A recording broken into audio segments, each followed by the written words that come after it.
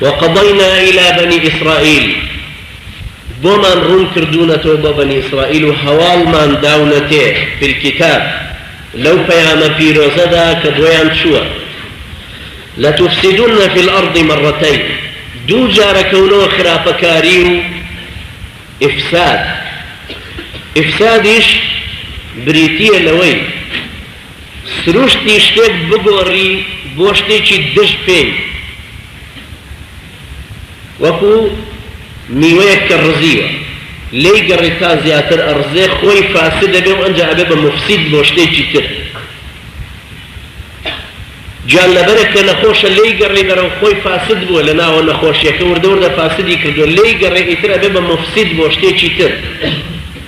إنسانك ببيامي أو كتابة بالروا بالرقاو ببي أو كتلوك قرآنيان هل سكوتك والرفتار بك بيانك الصالح ومصلحة بلا ما قرجوي نداب وتعليمات أنا ورد بوخوي أبيبا فاسد أقر هر لو غيدا بالروا لو قم رايدا بالروا أبيبا مفسد بو خوشي تريش بو يخوي يورا فرمي إما لو كتابة دا هوال من داونا تيك إيوة دو جار أكونا أم فساد خرافة كاري ولتعلن علوا كبيرا دا صلاة داريتي زور بقوة اشتان دستك وأتان قاتي أي جولك فإذا جاء وعد أولاهما أجر كاتي فسادي يكمتان هاد كوتنا خرافكاري بعثنا عليكم عبادا لنا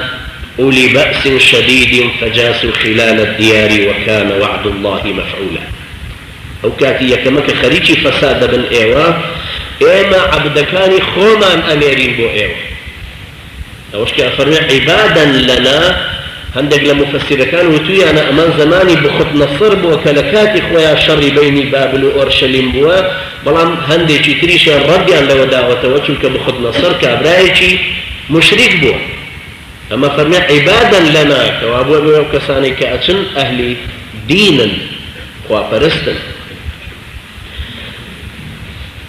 فإذا جاء وعد أولاهما بعثنا عليكم عبادا لنا أولي بأس شديد بهزوا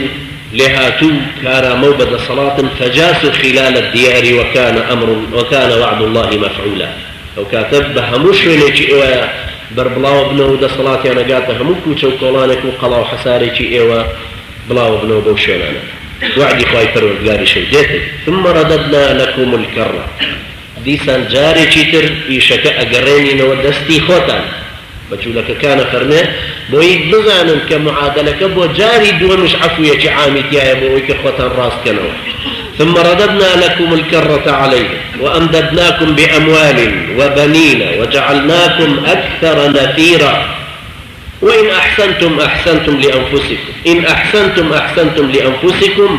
وإن أسأتم فلها فإذا جاء وعد الآخرة ليسوءوا وجوهكم وليدخلوا المسجد كما دخلوه أول مرة وليتبروا ما علوا تتبيرا عسى ربكم أن يرحمكم وإن عدتم عدنا وجعلنا جهنم للكافرين حصيرا